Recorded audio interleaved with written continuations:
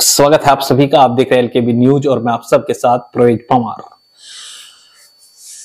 आगामी लोकसभा चुनाव को लेकर उत्तर प्रदेश की हर लोकसभा सीट के बारे में हम आपको बताएंगे। पिछले वीडियो में हमने आपको सहारनपुर लोकसभा सीट के जो मौजूदा सियासी समीकरण है उसके बारे में जानकारी दी थी। आज हम आपको मुजफ्फरनगर लोकसभा सीट के बारे में बताएंगे। इसके लिए अगर आपने चैनल अभी तक सब्सक्राइब नहीं किया तो चैनल को सब्सक्राइब कर लें। वहीं अगर आप वीडियो फेसबुक पेज पर देख रहे हैं तो हमारा फेसबुक पेज भी फॉलो कर लें। तो मुजफ्फरनगर लोकसभा सीट पर 2024 का जो चुनाव है वो बड़ा दिलचस्प होने वाला है, क्योंकि 2014 और 19 में यहां पर भारतीय जनता पार्टी ने प्रचंड जीत दर्ज की थी। लेकिन 2022 के विधानसभा चुनाव में इस लोकसभा सीट के अंतर्गत आने वाली 5 विधानसभा सीटों में से 4 विधानसभा सीटों पर विपक्षी गठबंधन ने कब्जा कर लिया, जिसके चलते इस सीट पर 2024 के लोकसभा चुनाव में भारतीय जनता पार्टी की राह आसान नहीं है। आपको बता दें कि वैसे तो इस सीट पर सपा राष्ट्रीय लोकदल गठबंधन, पूर्व में भी यह सीट निकली है। राष्ट्रीय लोकदल और सपा के गठबंधन से सपा के टिकट पर मुनव्वर हसन यहां से चुनाव लड़े थे और बड़े अंतर से उस समय चुनाव जीतने में भी कामयाब हुए थे। मुनव्वर हसन 2004 में इस सीट से सांसद रहे हैं। 2009 में यह सीट बसपा के खाते में गई और बसपा के कादिर राणा यहां से सांसद चुने गए। उसके बाद 2014 और 2019 में यहां पर भारतीय जनता पार्टी का कब्जा है। 2014 में तो बड़े अंतर से भारतीय जनता पार्टी यहां जीती थी, लेकिन 2019 में राष्ट्रीय लोकदल के राष्ट्रीय अध्यक्ष चौधरी अजीत सिंह, जो उस समय राष्ट्रीय अध्यक्ष थे स्वर्गीय चौधरी अजीत सिंह, वो यहां से चुनाव लड़े थे। सपा और बसपा का गठबंधन था, राष्ट्रीय लोकदल भी उसमें सहयोगी दल था। तो तीनों दलों के गठबंधन के उम्मीदवार थे चौधरी अजीत सिंह। नजदीकी अंतर से इस सीट पर वह चुनाव हार गए थे। लेकिन इस बार विपक्षी गठबंधन मजबूती से मुजफ्फरनगर लोकसभा सीट पर दावेदारी कर रहे हैं। आपको बता दें कि संभावना यही है कि भारतीय जनता पार्टी के टिकट पर संजीव बालियान एक बार फिर मुजफ्फरनगर लोकसभा सीट से चुनाव लड़ेंगे। वहीं विपक्षी गठबंधन में इस सीट को लेकर कभी चर्चाएं होती है कि यह सीट समाजवादी पार्टी के खाते में जाएगी, कभी चर्चाएं होती है कि राष्ट्रीय लोकदल के खाते में रहेगी और राष्ट्रीय लोकदल का उम्मीदवार ही इस संसदीय क्षेत्र से चुनाव लड़ेगा। यहाँ पर राष्ट्रीय लोकदल की दावेदारी मजबूत भी है, क्योंकि खुद स्वर्गीय चौधरी अजीत सिंह इस सीट से चुनाव लड़ चुके हैं। तो कुल मिलाकर राष्ट्रीय लोकदल भी यहाँ पर दावेदारी मजबूती से कर रही है। राष्ट्रीय लोकदल के नेता यानी जो हस्तिनापुर क्षेत्र के लोकसभा चुनाव के जो प्रभारी हैं वीरपाल राठी, वो खुला ऐलान भी कर चुके हैं कि इस सीट से राष्ट्रीय लोकदल का ही उम्मीदवार चुनाव लड़ेगा और राष्ट्रीय लोकदल का ही सिंबल रहेगा और राष्ट्रीय लोकदल के ही कार्यकर्ता चुनाव लड़ेंगे। उनका यह बयान इसलिए अहम है क्योंकि यहां से चर्चाएं थी कि हरेंद्र मलिक जो समाजवादी पार्टी के नेता हैं वो राष्ट्रीय लोकदल के टिकट पर यहां से चुनाव लड़ सकते हैं। इस तरह की चर्चाओं के बीच वीरपाल राठी का यह बयान काफी चर्चाओं में आया। आपको बता दें कि राष्ट्रीय लोकदल से भी कई दावेदार यहां से चुनावी तैयारियों में हैं, जिनमें प्रमुख नाम पूर्व मंत्री योगराज सिंह का है। योगराज सिंह खतौली विधानसभा सीट से विधायक रहे हैं और मायावती सरकार में मंत्री भी रहे हैं। तो योगराज सिंह का नाम भी मुजफ्फरनगर लोकसभा सीट से राष्ट्रीय लोकदल के टिकट पर चुनाव लड़ने वाले दावेदारों में प्रमुख है।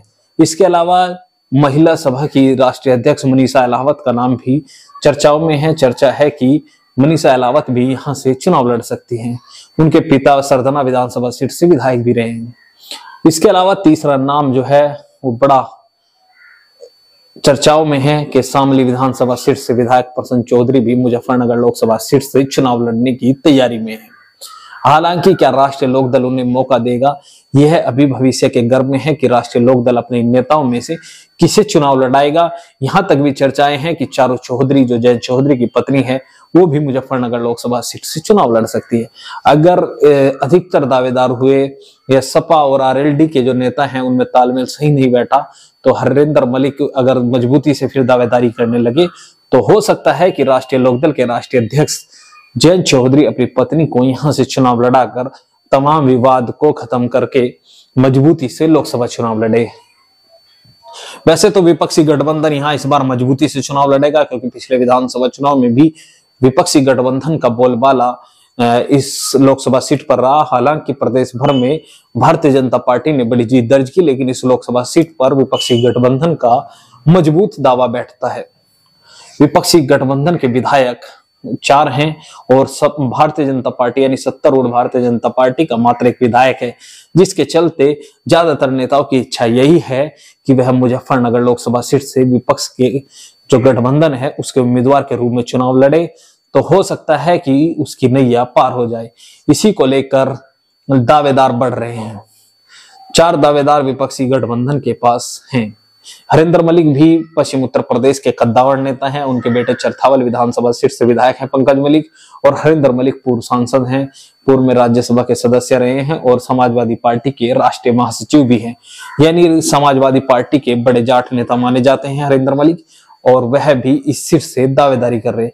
पिछले दिनों तो इस तरह की भी खबरें आई थी कि हरिंदर मलिक का टिकट लगभग फाइनल हो गया है, लेकिन राष्ट्रीय लोकदल के नेताओं के दावे के बाद कहीं ना कहीं उनके टिकट पर भी संकट के बादल मंडरा रहे हैं, क्योंकि जिस तरह से राष्ट्रीय लोकदल मजबूती से इस सीट को लेकर दावेदारी कर रहे हैं, उससे कहीं ना कहीं समाजवादी पार्टी बैकफुट पर जाएगी, क्योंकि यह राष्ट्रीय लोकदल के प्रभाव वाली सीट है। राष्ट्रीय लोकदल के नेता इस सीट को कह भी रहे हैं कि यह सीट तो राष्ट्रीय लोकदल के प्रभाव वाली सीट है और राष्ट्रीय लोकदल की सीट है, और राष्ट्रीय लोकदल का कार्यकर्ता या राष्ट्रीय लोकदल का नेता ही इस संसदीय क्षेत्र से राष्ट्रीय लोकदल के टिकट पर चुनाव लड़ेगा।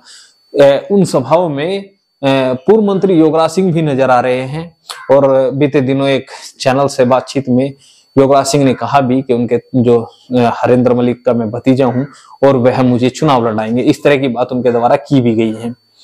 तो देखते हैं राष्ट्रीय लोकदल सपा किसको मौका देती है, और सबसे बड़ी अहम जो बात रहने वाली है वो बहुजन समाज पार्टी को लेकर भी रहने वाली है, क्योंकि बहुजन समाज पार्टी दोनों गठबंधन यानी एनडीए और इंडिया दोनों से अलग रहने का ऐलान कर चुकी है। तो बहुजन समाज पार्टी किसे यहाँ उम्मीदवार बनाएगी और वह किस भूमिका में चुनाव लड़ेगा, यह भी बड़ा निर्णायक होगा। हालांकि जिस तरह से उत्तर प्रदेश के विधानसभा चुनाव में बसपा के परिणाम रहे हैं, उससे बसपा का कहीं ना कहीं असर क्षेत्र में कम हुआ है, जिसके चलते बसपा को दावेदारों की भी तलाश है। हालांकि संभावना यही है कि मुख्य मुकाबला जो इस सीट पर रहेगा वो विपक्षी गठबंधन और भारतीय जनता पार्टी के बीच ही रहेगा। आप भी कमेंट बॉक्स में अपनी राय दे सकते हैं। अगर चैनल अभी तक सब्सक्राइब नहीं किया तो चैनल को सब्सक्राइब कर ले। वीडियो फेसबुक पेज पर देख रहे तो हमारा फेसबुक पेज फॉलो करें। जय हिंद।